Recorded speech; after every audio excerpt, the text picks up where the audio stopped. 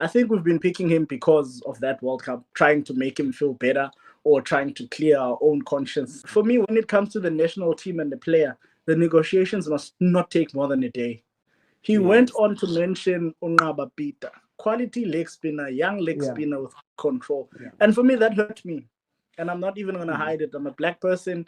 We've seen this thing. Some of these things have happened to some of us. Talking about the cricket conversation in this country, sometimes it gets very toxic to a point whereby I decided that I no longer take part in such discussion where it is always ANC, it is always transformation, it is always that, because I believe I know better and you know better. So it's very difficult to try to have a conversation with people who doesn't bring facts to the table. You know, they just add fuel to the fire of our already divided country. So I decided that, you know what, if you want to hear my view, you will hear my view on my podcast, you will hear my view on a national radio station. Other than that, you can say whatever you want to say. If it makes you sleep at night, well, good night. We'll see you tomorrow. Alrighty, welcome to the Boundary Line. My name is Kgatliso Olorato. My co-host is not available today, as you see that you are not coming live to you from the M studio, but I asked my learned friend Lubabalo Skhosana to join me on this episode. Lubabalo, welcome to the Boundary Line, sir. Thank you for having me, brother. How have you been, man? It's been a while. Yeah, I've been good. It's been a long-ish season, but yeah, I've been good. How have you been? Man, I've been good. I've been here, surviving. I think the last time we were together was on radio. Yes, man, it was on radio. Our show is canned, but one thing that I'm so proud of is that it was nominated for the Telkom SA Radio Awards, and I was like, "Hey, look at God, man!" It was a great show. I actually miss being on that show. I really do, man. But as you know now that I'm on a national radio station now. Oh yeah, congrats. Thank you so much, man. You know, it has always been you, man. And I think I will invite you one day for you to join us, as I really appreciate your input. Oh, you know, I'd love that. Okay. Lubabalo, it has been a while since we recorded the podcast of the Boundary Line. So I'm gonna take you back to December. We have a lot to talk about, but let's start to December when the Proteas qualified for the World Test Championship finals. What a moment for South Africa. What is your view on that, or what is your feeling? To be honest, I think still is a great achievement. Especially considering the fact that our test side was close to qualifying a few years ago, when we had the other coach, but somehow we missed out. And for me, the biggest thing has been the improvement that I've seen from the test side, because I remember when that year when we had Mark Boucher as coach, I was always critical of how the team was winning. I remember I even wrote an article about it. The template that we were using to win matches for me was not sustainable. We went to Australia, we were exposed. We went to England, we were exposed. And then I said, this is what I said.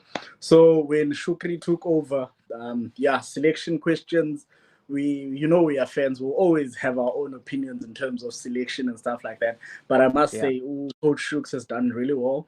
He has a winning template that is sustainable. Even if he were to resign today and another coach comes in and takes over, the only thing they need to do is to maintain the winning template that they've been using, and then everything is going to be easy. And that for me is what really makes a great coach. So I'd say to Enoch, that was a great appointment in terms of appointing Shukri Conrad. The boys, I was happy to see how they play Test cricket. We are scoring more hundreds as well. I'm looking forward to the final, but I am not going to watch the final, because when we lost that final against India, I made a pledge to never watch the Proteas in a final again. I could be the voodoo, who knows? Yeah, you will never know. You will Lubabalo. So you are talking about the winning template. Can you explain that in a layman's term, to someone who doesn't understand when you talk Okay, about? so basically, winning template, I mean how we were winning matches. When we had Coach Mark Boucher as coach, we were over reliant on our bowlers. Our bowlers had to do the job no matter what. We were struggling to score 300 plus. And when you look at the scorecards and look at how we were winning those games, it was always the bowlers doing all the work. And for me, that was not sustainable. But if you look at how we are winning now, a Kyle Verreynne is going to come out of nowhere and win you a match. A David Bedingham is going to come out of nowhere. A Temba Bavuma, I can't say he comes out of nowhere. He averages 50 in the last couple of years. So he is the one guy who's constantly been performing while the others have been chipping in around him. And we're scoring hundreds. There's nothing better than a test 100. And hundreds will win you matches the same way as fifers will do. So in terms of winning template, I just mean how we were winning matches and how we structured our team. We're just over reliant on our seamers getting wickets, and then our batters just getting odd 30s and 20s, which is never good enough in Test cricket. Yeah, so our journey to the World Test Championship final was not without, should I say, controversy, for lack of a better word. You know, after we qualified, then we started hearing, you know, talks like we went there without beating anybody. Basically that's what they say. We went there without beating anybody. Like the team that we are playing were nobodies. One thing about people, they will always talk. But we didn't set the fixtures. We didn't set the who plays who. It's not up to us. It happens even in World Cups. You find there's always going to be a group everyone deems it to be easy, and there's always going to be a group everyone thinks is the group of death. Why is it now that for us the fixtures are like that? Why should it be a big issue? It happens across World Cups. In fact, you'll find that there'll be a group with maybe England and then South Africa, and then your so-called weaker sides.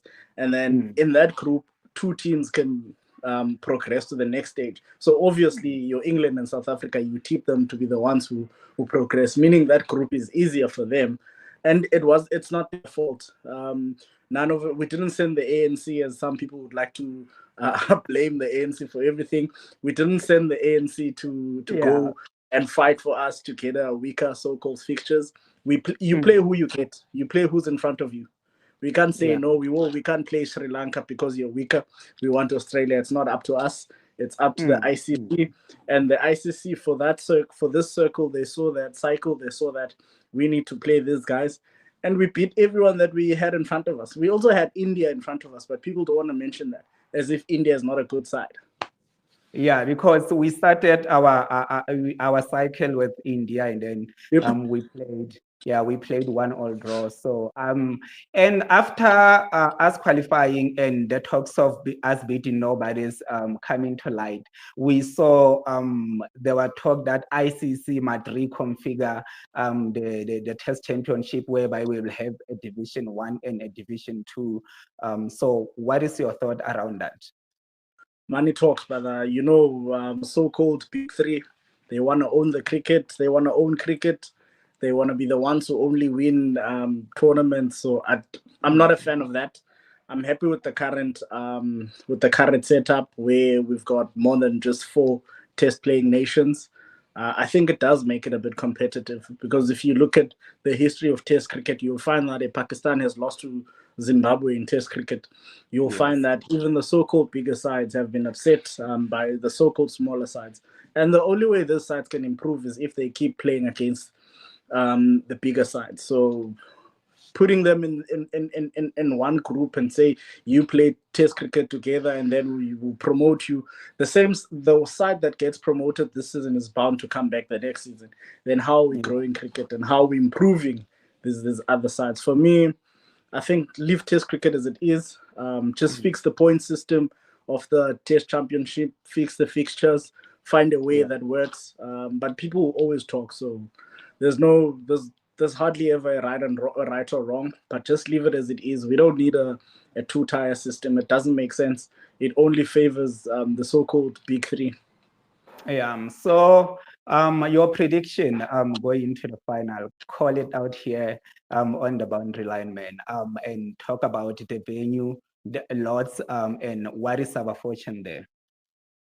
I really don't remember how the Proteas have done at Lords, eh? But I think Lords it's not flat, so it's not necessarily flat, so it's not necessarily going to be an issue of easy runs for the batters, which is something that I enjoy.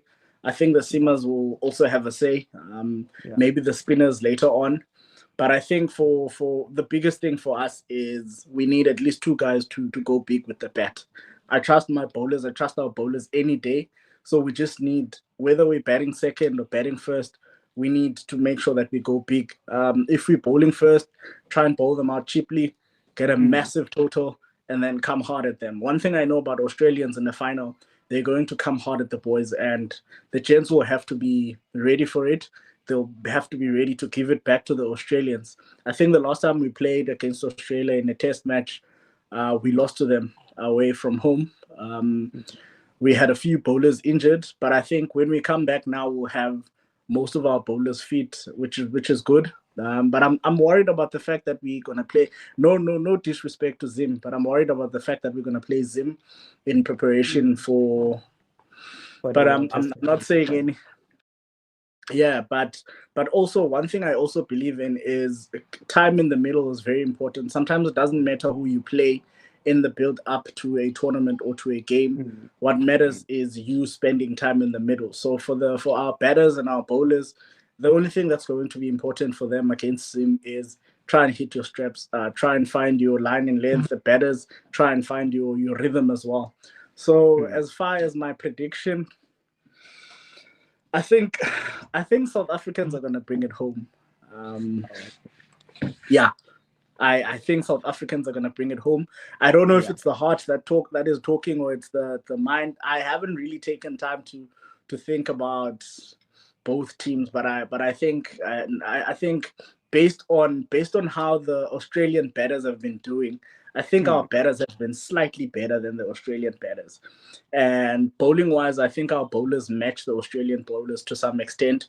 Okay, maybe between the spinners, Nathan Lyon, Keshav Maharaj, but Kesh has been in great form in the last 12 to 18 months. So I think if we've got everyone fit, no one has an ego. Temba Bavuma is also fit. I think it's going to be an interesting game.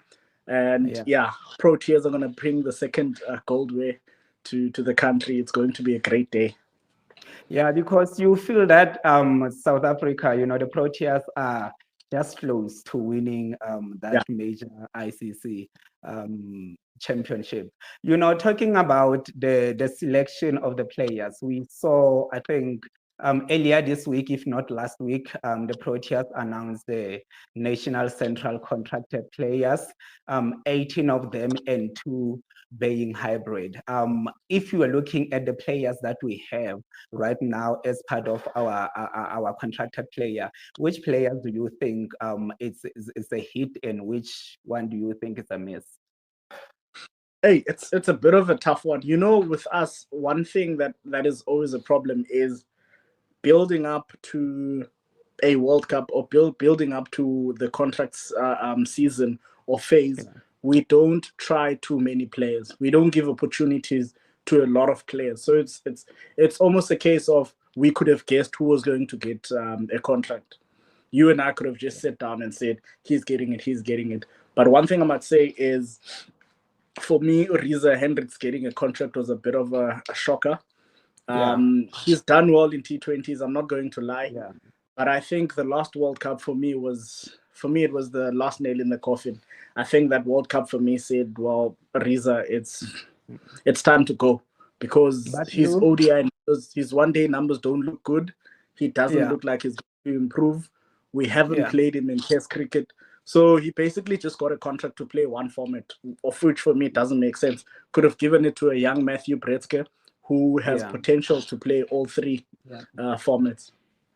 But I would like to say Riza Hendrick is the most unfortunate guy, when it comes to the Proteas selection, because if you remember, there was the World Cup whereby it was the choice between him and Hashim Amla. We ended up picking Hashim Amla as far as experience is concerned. And when you look at the previous World Cup, it was between him and Themba Bavuma, and you know that we had to go with a captain, even though it caused a controversy that we had to play a captain that is injured. So I believe that he never got, you know, a fair chance when it comes to selection, especially at the big tournament. I'm gonna be honest with you. I beg to differ slightly. I think he's the luckiest cricketer I've ever seen. We can go back to that World Cup where we had to choose between him and Hashim Amla. If we look at his numbers for that year alone, he didn't have better numbers than Hashim Amla. And now you've got experience in Hash. And for me, I think if the other senior batters hadn't retired, or Hashim Amla was not going to go to the tournament. So the retirement of key senior players forced the selection of Hashim Amla.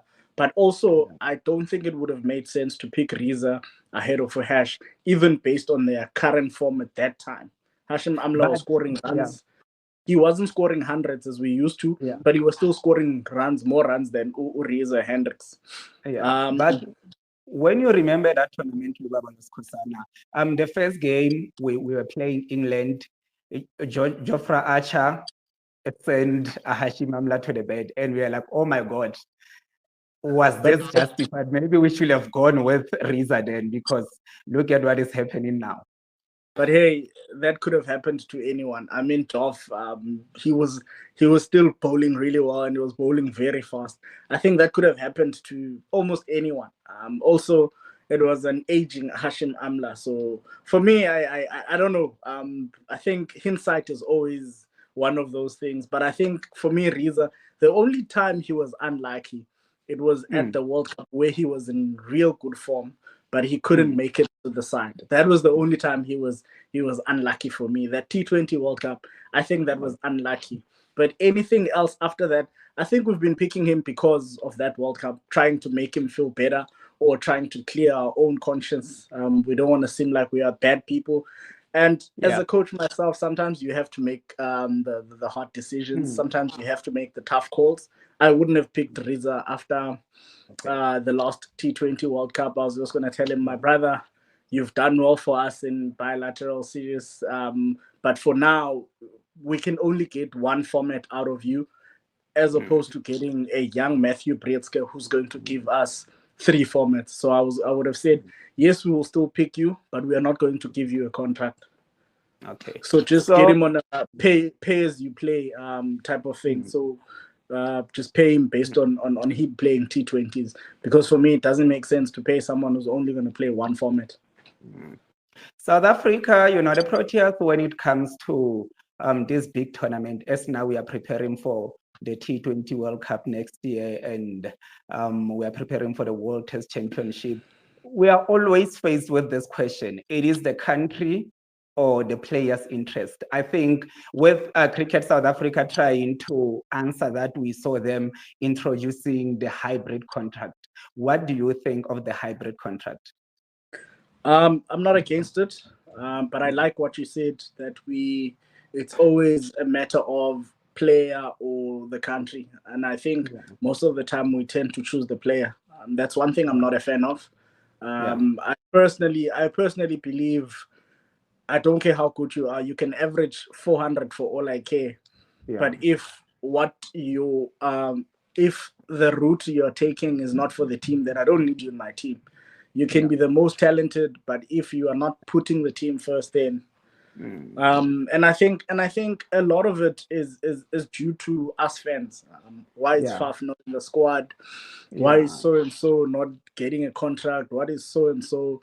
We complain about almost everything without trying to understand the thought process, without trying to understand that there's actually a plan.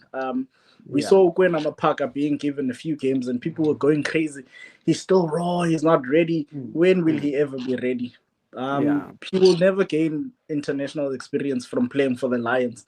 There's nothing wrong with Proteas using him sparingly, just trying to get him, because we complain our domestic cricket is not good enough. Okay, so take youngsters, throw them in the deep end to try and speed up their progress. So for me, I'm not against the contracts. I think they could work, to be honest, but I worry about the fact that you will not play a lot of matches building up to a World Cup. Yeah. Then suddenly you make it to that World Cup. What Yeah. does it say to me, who has been playing all these matches? Yes, I've been getting Yeah. paid. It's okay. But I've been playing all these matches trying to prove myself and I've been performing. But come World Cup, you say I'm available and they decide to go for you ahead of me. What does that say to me? What Yeah. does it And say to the youngsters who still want to fight for their spots in the team? So it's a tough one. But also, do we expect players to keep playing for SA when they yeah. could be making way more money for Mm. playing other leagues? So it's one of those double-edged swords Yeah. because they need to make So money, especially once you reach the age of 34, 35. yeah. They wanna cash in on their money before injury happens or they decide to retire. So I don't know, but I think I'm not entirely against the hybrid contracts. I remember reacting to the hybrid contract and Henrik Klassen not being, or the conversation still ongoing. I said something that I think it is creating a superstar mentality in the team. Yeah, Saying that you don't have to prove yourself. We know that you are good enough, therefore you will be. And one has to ask, what does that do to the players who are still looking to gain the sport, knowing that they had to work hard to gain that World Cup spot, and there is someone who's just traveling the world and getting money and then come and take their spot, essentially, because that is what is happening. What do you think of Henry Klassen still not even willing to take the hybrid contract? I've tried to follow the story, but Mm, I've not read anywhere where they say he gave his reasons. I think I'd like to yeah. hear his reasons first before I make a conclusion or before I Mm, establish an opinion or side. yeah. Is it because he feels like he will still have to play for the Proteas when he doesn't want to play for the Proteas, or is it Mm, because he just doesn't want to play for the Proteas anymore? And the worst thing is, Titan CEO, was it the CEO? What, I don't know, but I saw an article saying, well, Klassen said he will still play for us. For me, that was a dangerous statement to make, because now mm, you are sending a lot of different messages to the people. Oh, he doesn't want to play for the Proteas, but he wants to play for the you want Titans. to play for And you us, know yeah. how it is. You know how it is in this country. We love narratives. You'll see, yeah, it's because transformation. Yeah, it's because they treated him badly. And no one treated Klassen badly. It hasn't Yeah. happened. But you Mm, get so many people that create these narratives. mm, And I can tell you now, I'm glad I'm not on Facebook anymore for yeah. now, because I know those are the things that are being said there. But I need Haney to come out and say, this is why I don't want a contract with the Proteas. And I feel like he could have just retired even. You Yeah. no longer want to play for the national team. Call it Mm, quits. It's fine.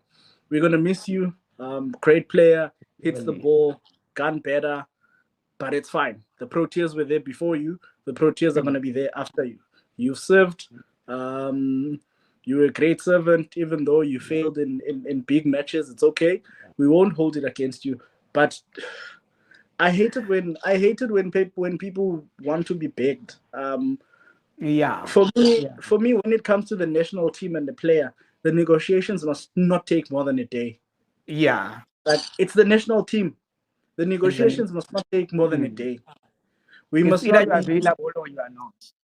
Yes, it's either you want to play for the national team or you don't want to play. Mm. It's either you want to take a hybrid contract or you want to take the highway and just go play T20 cricket. I know a lot of people are going to assume, yeah, he doesn't like Henrik Klassen, but people who know me, I'm a massive fan of Henrik Klassen. But me, it's always the team before individual. And even my own players know it's the team before individuals, and it's also the team before me as the coach. Yeah. So for me, I don't know, but I'm hoping at some point we are going to get the full story as to Yeah. why he doesn't want to, as to why he doesn't want to take a contract.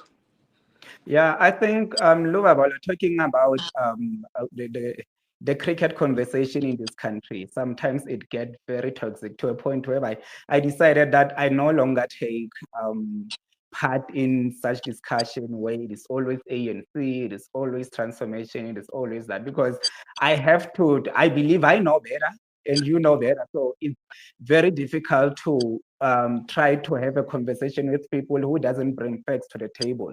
They just they just add fuel to the fire of our already divided country. So I decided that, you know what, if you want to hear my view, you will hear my view on my podcast, you will hear my view on a national radio station. Other than that, you can say whatever you want to say. If it makes you sleep at night, well, good night. We'll see you tomorrow.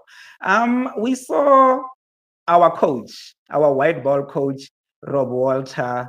The news, I think for me, it was expected, because I remember I was talking to my co-host that we need to find a new coach before the World Cup, because I believe that Rob Walter has hit the ceiling. There was no way for him to get out of, because I always say that the Proteas team, even with any coach, it is good enough to take themselves out of the group stages. And then at the knockout stages, it is where we want to see the coach playing. And more often than not, we didn't see any. When we collapse, like we fall like dominoes, we can't even have a number 6 or number 7 that will hold everything together. And with him, you will see him just chilling. When it comes to our test coach, you will see him walking, on the boundary line, talking to the players. With our white ball coach, no, he was just sitting there. So I was like, we needed a coach. And when I heard the news that he decided to quit, I was like, okay, well, bye-bye. What was your view? It was expected. I think that's the first thing that I will agree with you on. Yeah. But I found out before most people found out. Yeah. And you always have the juice. That's the thing about you. Always have the juice. And I actually laughed. I laughed at the fact that people didn't believe it. And I don't blame them. It was the 1st of April. It was the 1st of April. Tell me what person resigns on the 1st of April and expects people to believe them. For me, that was a bit dramatic, but I also enjoyed it, because it kept people in suspense. Like everyone was, no, let's wait for tomorrow, the 2nd of April. The 2nd of April came. CSA was saying goodbye to Rob. They were like, no, it's probably still April's Fool. The 3rd came, the 4th, and by the 5th, that's when people were starting to, okay, no, he's gone. Okay. But I agree with you. It was expected, and I'm going to repeat something I've been repeating for a while.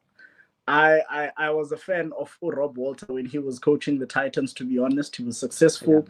They were winning, but he lost me. You remember the T20 series against India, where we got hammered. The Indian actors were scoring hundreds for fun. And in a press conference or an interview, post-match interview, I don't know what it was, and I was listening to it, and he literally said he didn't take responsibility for the team losing. And he said, we need to remember that there's also something called transformation. So he's trying to balance. Mind you, he's talking about Lutho Sipamla. Lutho Sipamla who performed for the Lions in the T20 challenge. He performed in the final. And then you call him up. You call him up after good performances. And then you say the reason you have to call him up is because of transformation. For me, that's two things. It says now you are looking down on what he has done. His great performances, even in the final, a high pressure game. Also, you are basically saying, well, if he wasn't black, you wouldn't have picked him. And that for me says you are saying that player is not good enough. He went on to mention Unqaba Peter, quality leg spinner, young leg spinner with control. And for me, that hurt me. And I'm not even going to hide it. I'm a black person. We've seen this thing. Some of those things have happened to some of us, which is a topic for another day. But trust me, as a coach, I know how it feels for people to judge you based on the color of your skin and not what you can do. So for me, that hurts. And I was like, as a coach, you cannot do this. And you don't go to those conversations, especially knowing how decisive it is. Divisive, I beg your pardon. And my biggest issue was that you are not winning matches. Yeah. You are also not meeting the requirements. But you are complaining about the requirements. You are saying, because if he was meeting the requirements and losing, I was going to understand and say, okay, yeah, maybe he's struggling to pick the squad that he wants. But you are not meeting the requirements. You're way behind the requirements. Yeah. But you're still blaming the requirements for your teams not winning. He went to the World Cup and we were told there will not be any requirement. And we were okay with it. I was one of the people who said, no, it makes sense. A lot of black people called me names, but I was like, no, based on the squad, it makes sense. It makes sense, yeah. But what did we do? Did we win? Nah. Comes back from the World Cup, he wants to blame transformation. And that for me, it left a bitter taste in my mouth. And I was like, you know what, Rob? I'm logging out. I'm leaving that Rob Walter bandwagon. I'm done with you. You can step down anytime. It's okay. So when I heard that he stepped down, I was like, adios. Yeah. So when my co-host and I were talking about him actually having to go, we were looking at his replacement, and no one came to our mind like instantly to say this should be our next white ball coach. We agreed that Martin Mokel should come in, as a bowling coach, because he really proved himself. We believe that Wandile Guavu, who is our fielding coach, I think he should. Coach. Yeah, he should come, because we've seen what he did at the Lions, and even the improvement when it's come to fielding, in a big tournament. But we never had the name. And actually, we said that Thabang Mokoena, if he was not this director of national team. What do you mean you never had the name? You mentioned the name. From the names you mentioned the name. But okay, out with it, Lubabalo. And if that will not happen, the name that you have in mind, who then should be? I'm gonna be honest with you. I actually made a video on my TikTok. I don't have a name. I do have a name, but I'm not going to say a name. It's one of the names that you said. But the key for me is I believe the most important thing about appointing a coach is appointing the right guy at the right time. Yes. And it would take me the whole day to try and break this down. So basically what I'm saying is we can get the best coach in the world, but if he's not the right guy at the right time, he will not succeed. So because, I've heard a few names being mentioned. I've heard A.D. Birrell. He's coaching the SA20 team that's based here in Gabeg. I forgot the name. I don't know why I forgot the name. And then they mentioned Coach Shukri Conrad. I don't have anything against against those names. The only issue that I have with Coach Shukri, I think, workload, guys. He's doing well there. We should allow that, and we should let him stay us to the promised land, and the issue of workload. So I think for me, I've heard and I've seen that people are mentioning him a lot, but I'm like, nah, guys, you can continue, Lou. Sorry for interjecting there. No worries. I have no issues with that. I think they're good coaches, both of them. AD, good coach. One thing I like about Coach AD is he puts a lot of emphasis on his players being good people. And I think we need a lot of coaches that do that in this country. We need a lot of coaches that don't only develop quality batters and bowlers, but quality human beings. And probably a topic for another day, but that's one thing that pushes me towards him most of the time, especially if he's going to get a squad that has youngsters. You need people like him around those youngsters. But for me, if I were to choose a coach, there's a guy you mentioned. I believe his fielding coach. I don't think it's going to happen. I think he's a great coach. I think the way he plays, the way his teams play cricket is the way that we need the Proteas to play in order to win a World Cup. I think for me, a coach that's willing to pick three spinners is the guy we need at the Proteas. But for now, in the modern cricket, that is where we are going. Yep, that's where we've been for so many years. But you'll It's just find that that the Protea never caught up. we went to a World Cup in Pakistan, a Champions Trophy in Pakistan. Yeah, We knew the pitches were going to be flat. We picked yeah, Marco Jansen. We picked yeah, Kgatliso Rabada. No disrespect to Kgatliso Rabada. We yeah, picked Kgatliso Rabada. We picked Vian Mulder. I'm not going to yeah, list Ulungi because he was mm, one of the better. He was actually our best bowler out of those yeah, four. And I'll tell you mm, the reason why Ulungi was the best bowler. It's because yeah, he has the weapons. He has the weapons to succeed on a flat deck because he doesn't just rely on trying to bowl 140 clicks. He yeah, doesn't just rely on getting movement off the surface or through the air. He's got a slow true. ball, he's got cutters. And that's the Yeah, kind of bowler you need. Vian Mulder is mm, slow. And if you are that slow and you don't have any other variation, you're going to travel. And I know a yeah, lot of people are not going to agree, but I would pick Andile Petlukwayo ahead of Vian Mulder based on the bowling because Petlukwayo has got the skills, he's yeah, got slower balls, and those would have made a difference on those pitches in Pakistan. But yeah, that's a completely different topic. But like I mm, said, the guy that we need is either the director of. I was hoping the director of cricket would actually be the coach before he became the director of cricket. He's you another spoke guy about, who yeah, you spoke he's about the right time. And I think because we can look at Jeffrey Toyana, there was a point where we felt like he should come in, but he missed that train. missed opportunity there. Yeah. We missed an opportunity there. I talked about the right time Mm, and the right mm, guy. yeah. We went for the wrong person at the wrong time, and we Yeah. didn't pick the right person at the right time. Yeah. Coach Toyana has worked with so many youngsters, especially a Mm, lot of those guys in the Proteas have come through his hands. But we yeah. won't get there. We will not go there. But the guy who's Yeah. fielding coach, give him a Yeah. chance. Yeah. The guy Yeah. who's Because fielding coach, I say yeah. give him a chance, and you Because will see. we need to be bold, Lubabalo. Even when you look at our team selection, we need to be bold. We can't always, because it is so easy for me when they say, okay, we are touring India. I know 90% of the guys that will be there. And it becomes easier for teams to plan for us. And for us, we are not even looking at the conditions. We just say, Yeah, no, we are going at this guy, we are picking experience, but we never had this surprise factor. We saw India when they came here, there were some few guys who we are not familiar with.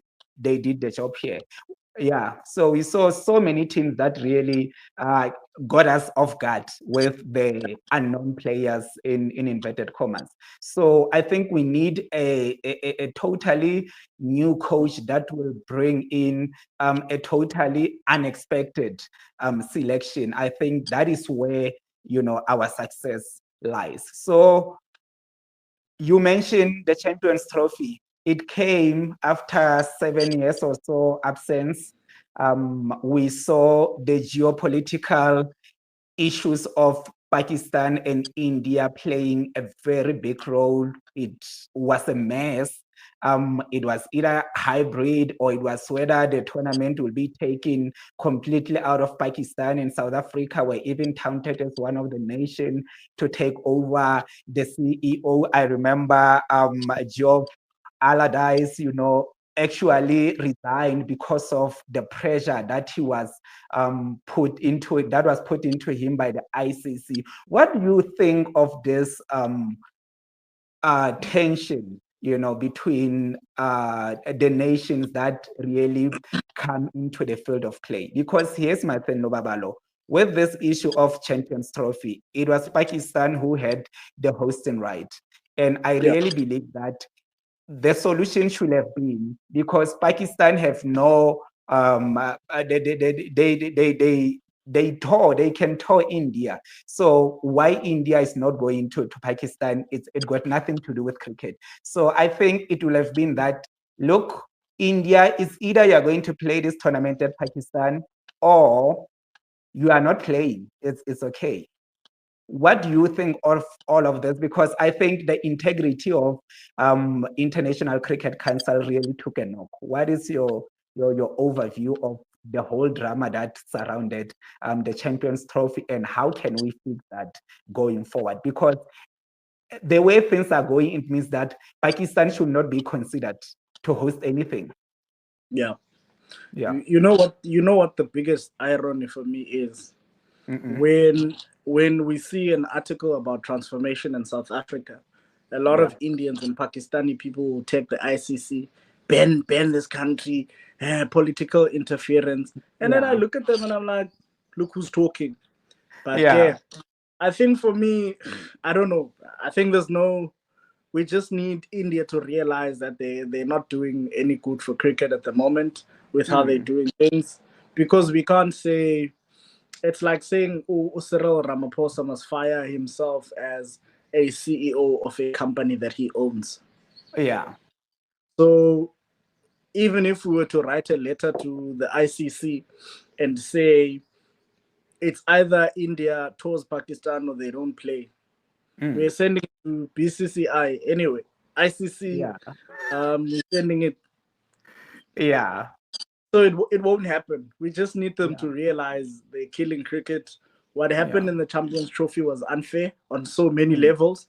And I saw Rohit Sharma trying to justify it, but when it comes to cricket, we can never avoid the fact that conditions play a massive role.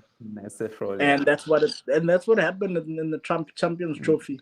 Being based in one stadium, playing on the same field, you're always going to have an advantage over the others. So I don't know. I don't think there's anything any of us can do, or there's anything any of us can say. I think we just need the Indian Cricket Council to get to a point where they realize they're not doing cricket any justice. If they can't tour Pakistan, then Pakistan shouldn't tour India. So tournaments should not go to India. Tournaments should not go to Pakistan. Yeah, but because chances of that happening, zero.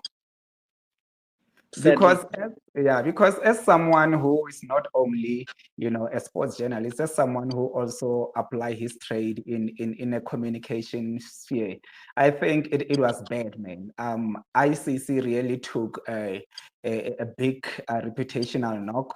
And I think now it rendered itself as just event management company to this tournament.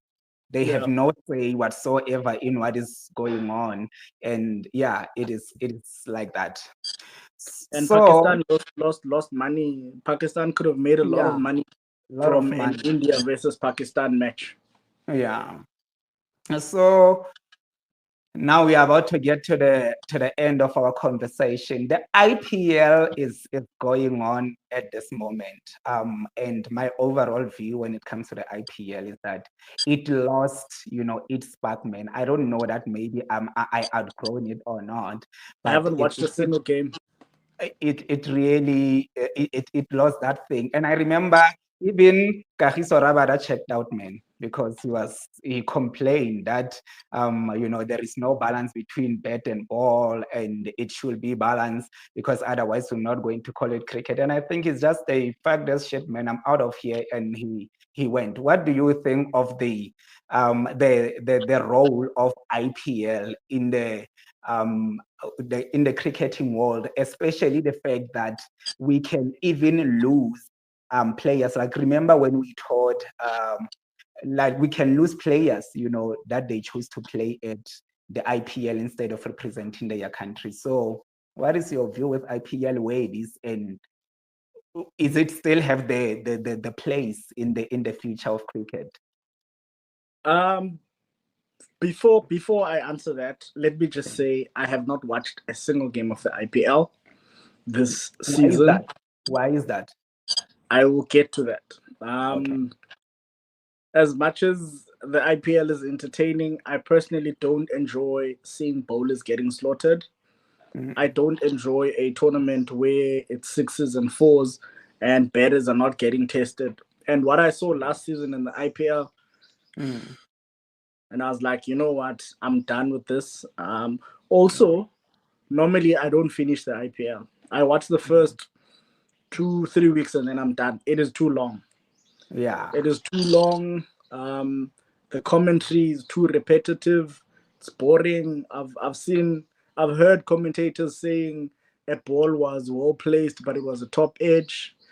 And I'm like, what do you mean? You don't have control over the top edge. How is it well placed? Yeah. Um, but overall, I think the IPL is great for Indian cricket. Yeah. It is really good for Indian cricket. They've got depth in their talent, Mm. and the quality they have. Also, it allows them to sort of bring in youngsters through the IPL. The rookie rule is the rookie must play. Unlike here, Yeah. where we have the rookie, but he's going to carry drinks for the whole Mm. season. And I remember in Mm. the first season of the SA20, we had Yeah. rookies who were not South African. And I was like, What is what's that? the thinking? How are you going to invest on someone who's Yeah. going to play for another country? Yeah. So and I think the quality of cricket, man, in the IPL has Mm. gone down with the fact that it has become a run fest.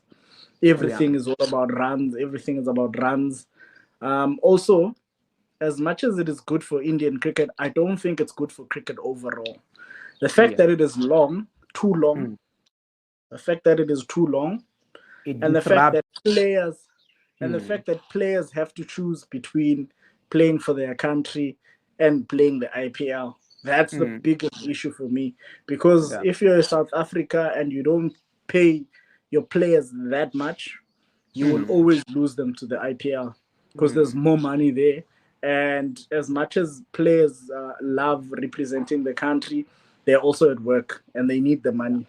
A Yeah. career in sport is not guaranteed. You could break Mm. something tomorrow, and the doctors could say, please don't play anymore.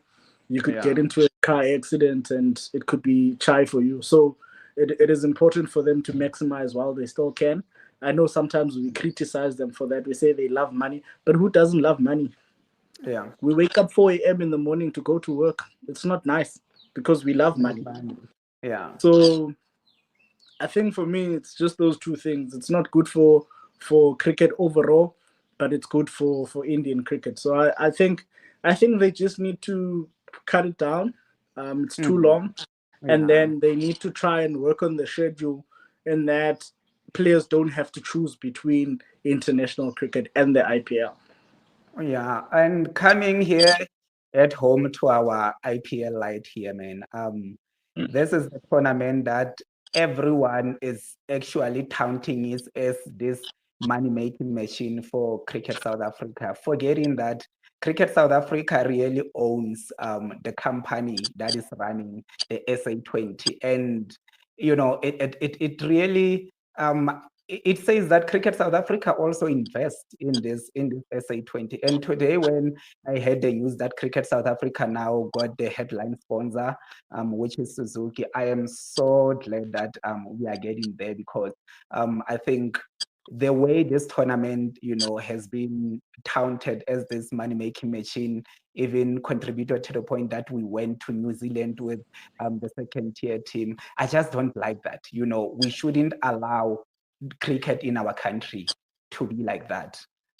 So what is your feeling of SA20, in general? I know that it is a very contentious issue in our country still, and we need to talk about the sportsmen so that, and talking about them, we have to realize that there are two sides to each story.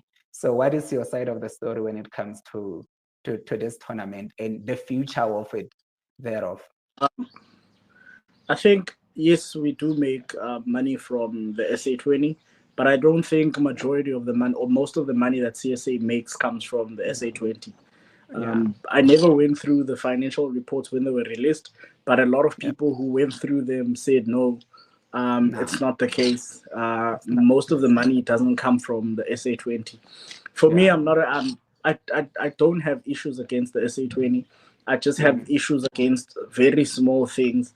And my biggest question is, how much of the SA20 does CSA own? 51%. That is my biggest question. Yeah. Because if it's anything less than 40 or 50% even, then we Mm. have to. Yeah. If it's anything, because remember, all of the owners are Indian franchise owners. So basically, majority is owned by India. So that for me is a problem. We saw at some point we had to send a seventh team. No offense to the guys, we had to send a seventh team to New Zealand for a test match, and that that irritated me. I hate losing to New Zealand. And I do believe if we were owning more stake in that tournament, we would have sent the players that we needed to send. So that for me suggested that we don't have as much say as we think or as we would like. And that for me is a big problem. The fact that we have a tournament, we are hosting a tournament here, but we barely own the tournament. That's the only major issue that I have. Apart from that, it's just the small technical things. Your rookie, I need the rookie to play. It doesn't make sense for the rookie to just sit in the stands for the whole tournament. At least play them 2 games. Force teams to pick 2 rookies at least so that they have options. And then apart from that, for me it's just the small things. Having games on days where we know South Africans will not be available, but we are making leeway for India. There was a game that was played during the day, midweek, because that day was a holiday in India. So for me, those things are red flags, and I don't know if we will get to a point where we own majority of the tournament, but I think it's a bit too late now. But those are the 2 things that really concern me around the tournament. Okay, wrapping up with our domestic season, man. I think I've saw a lot of improvement when it comes to our domestic season. You know, I've attended a few at JB Max Oval. Even though I'm getting, you know, those long room invitation, I also go around to the, to the grass and back maintenance just to check the mood of the people and interact with people. You know, it was for me well organized, and we saw players like I think Luthosa Pamela really forced himself to the Proteas. Now you cannot think of the Protea without Luthosa Pamela, Luandre Pretorias, even though I think he's still young, but hey man, we should throw them to the deep end so that they can swim. And I think young AB now, he's really proven himself as he matured as a player, and I think now he's ready for that Protea call. What is your overall view when it's come to our domestic league the past season? I don't think I'm a massive fan of the relegation promotion thing. Solely because of the implications it has on the provinces being relegated, losing sponsors, a lot of money that you lose. And the worst thing for me is when a union loses money, it doesn't just affect your first team or your provincial team, but it affects the other development teams as well, because that's where unions are going to take the money to try and patch at the top. Now that affects the whole structure and the whole system of cricket in the union. So I don't know, maybe CSA needs to find a way and say, you get relegated. Yes, we will not necessarily support your domestic team because you got relegated, but we'll still try and maintain your junior cricket for you until you get relegated, until you get promoted and get your financial muscle back again. Because that's one of the reasons I was worried about the Warriors getting relegated, but also not that I'm happy that the Knights are getting relegated. But overall, I think our cricket is in the right direction. I was happy to see a few guys scoring runs. Lesego Senokwane is a quality player. He's been lacking in the background. First round, he was scoring. It happens, man. But I think next season is definitely going to bounce back. Diego Brevis, he looks a different player. He looks a bit more mature. Luto Sipamla, like you said, Luto's always been a gun bowler, in my opinion. Even when he was a 15-year-old, 16-year-old. Beautiful bowling action. your Luandre Pretorius. I think Yeah. he's currently the best young batter we have in the country, and I'm Yes. expecting to see him in the T20s at least. But Mm, overall, I think our cricket is in the right direction, except mm, for these small things where there's talks about transformation, guys not meeting the requirements. I don't know if in 2025 we should still be having that. mm, We all know the rules. We don't know how they work. It's either mm, you have an issue with the rules, you try and fight the rules, or you follow mm. the rules. Because now when you Yeah. get punished, it becomes a big deal. Yeah, it So, but becomes a for big me, deal. I think our cricket is in the I think our cricket is in the right direction. Mm. Okay, now Lubabalo, thank you so much, man, for joining me on this second episode of The Boundary Line. No problem. Thank you for having me, brother. Okay, thank you so much. That was it, the second episode of The Boundary Line. Remember to like and to subscribe. It is down right there. And you can follow me on my different social media platform. I am at Kgatliso Olorato. And Lubabalo, who are you on the socials? I'm not available at the moment on socials. I'm not on Instagram. I'm not on Twitter. I am You not on have Facebook. But you I have am on love and hate relationship with social media. but I am ish. It gets too toxic, man. I am Yeah, on TikTok though, and I would yeah. like to get followers. It's the Cricket Mm, Scholar on TikTok. I'm trying to push a content that's a bit different. yeah. But yeah, catch me on TikTok, the Cricket Scholar, and maybe I don't know. In a few weeks, I'll be back on Facebook or and Instagram, but we we will see. No promises. You are also the podcaster, man. What's Oh your yes, podcast? yeah, no. Our podcast is on the boundary. Just two coaches chatting cricket, so it's on the boundary Mm, on YouTube as well. yeah, They can please just give us a follow, comment, or anything. Feel free yeah. to ask questions. We're always available as well. Yeah, because we need really people to interact with us, man. Because yeah, Yep, it is definitely. fun when we get the interaction. Different views is welcomed. Criticize us, don't, because what I've realized is that people will always applaud you, and I'm like, nah, man, there is Yeah, no way that I was on point the whole and we hour. we, we, we don't grow like that. We Yeah, need the bitter truth. yeah, because if they seen you and I disagreed in so many occasions on this podcast, that's how we grow, man, and that's how we grow. Yep. Cricket. And thank you so much, Lubabalo, for always being available. Whether for me it's on my blog, whether it's on radio, whether it's on the podcast now. And thank you so much for willing to talk about this difficult conversation that people always shy from. No problem. Anytime. Thank you for having me. Cheers.